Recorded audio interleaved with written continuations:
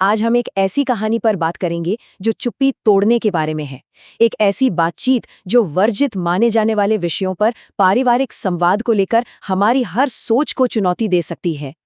चलिए सीधे मुद्दे पर आते हैं। ये बयान सुनिए, मैं अपनी दादी के साथ सेक्स के बारे में वीडियो बनाती हूँ। ये एक लाइन ही पूरी कहानी की नींव है। सोचिए, एक पारंपरिक समाज में परिवार के अंदर होने वाली बातचीत को लेकर ये सोच को कितना ज्यादा चैलेंज करता है। अब सवाल ये है कि इतनी अनोखी बातचीत आखिर हुई कैसे?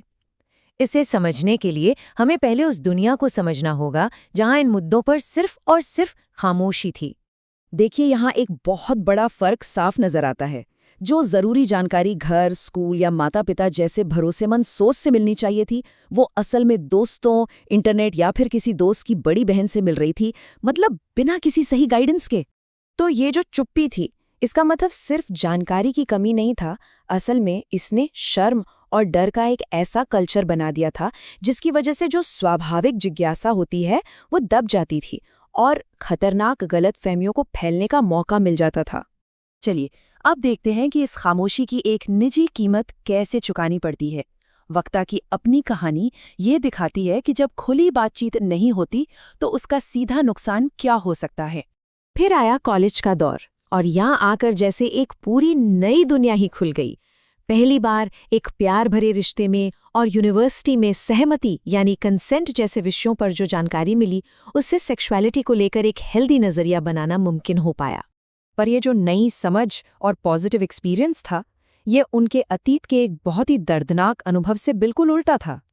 एक ऐसा सच जिसे खामोशी वाले माहौल ने उनसे सालों तक छिपाने पर मजबूर किया था। वो राज सालों तक उनके अंदर ही दफन रहा और इसकी वजह थी एक गहरा डर इस बात का कि अगर किसी को बताया तो मदद मिलने की जगह उल्टा उन्हीं पर इल्जाम लगाया जाएगा। ये उसी चुप्पी के माहौल का सीधा सीधा नतीजा था। और ये डर इस एक लाइन में साफ झलकता है, अगर मैं आपको या पापा को बताऊं तो आप मुझे डांटेंगे और कहेंगे कि मैं कुछ गलत कर रही हूं। जब कोई विषय टैबू बन जाता है तो अक्सर पीड़ित ही खुद को दोष देने लगता है। अपने इस अतीत का सामना करते हुए उन्होंने एक बहुत बड़ा कदम उठाने का फैसला किया।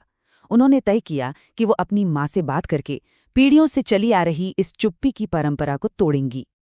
और अपने जन्मदिन के दिन उन्होंने अपनी माँ को सब कुछ बता दिया, अपने रिश्ते के बारे में, अपने अनुभवों के बारे में और उस सदमे के बारे में भी जिसे वो 12 साल की उम्र से अपने अंदर छिपाए हुए थीं। और जो रिएक्शन आया उसने उनके सारे डरों को जैसे तोड़कर रख दिया। उनकी माँ को गुस्सा नहीं आया, बल्कि वो इस बात से बहुत दुखी हुई कि उनकी बेटी इतने सालों से इतना बड़ा बोझ अकेले उठा रही थी। ये इस कहानी का एक बहुत बड़ा टर्निंग पॉइंट था। और देखिए, इसी को कहते हैं इंटरनलाइज्ड शेम। ये वो प्रोसेस है जब हम समाज के बनाए हुए नेगेटिव मैसेज और टैबू को अपना सच मान लेते हैं और खुद को ही दोषी समझने लगते हैं। उनकी माँ के सपोर्ट ने सालों की इसी कंडीशनिंग को तोड़ना शुरू कर दिया। तो ये जो एक बातचीत हुई, ये सिर्फ एक पर्सनल हीलिंग तक नहीं रुकी, बल्कि यहीं से एक नए मिशन की शुरुआत हुई। इस नई हिम्मत के साथ उन्होंने इस मुहिम को और आगे बढ़ाया। सबसे पहले अपने परिवार में ये पक्का किया कि उनके छोटे भाई को वो सारी जानकारी मिले जो उन्हें कभी नहीं मिली थी। और फिर अपने एजुकेशनल वीडियो के जरिए इस बातचीत को पूरी दुनिया तक पहुंचाया। फिर उन्होंने कैमरा सेट किया, शायद ये सोचते हुए कि उन्हें कोई बहुत पारंपरिक या चौंकाने वाला जवाब मिलेगा। और उन्होंने वो सवाल पूछा जिसे पूछने की हिम्मत शायद ही कोई करे।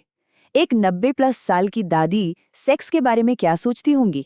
उनकी दादी का जो जवाब आया वो न सिर्फ प्रोग्रेसिव था, बल्कि वो वायरल हो गया और उसने पुरानी पीढ़ी को लेकर सारे स्टेरियोटाइप्स तोड़ दिए।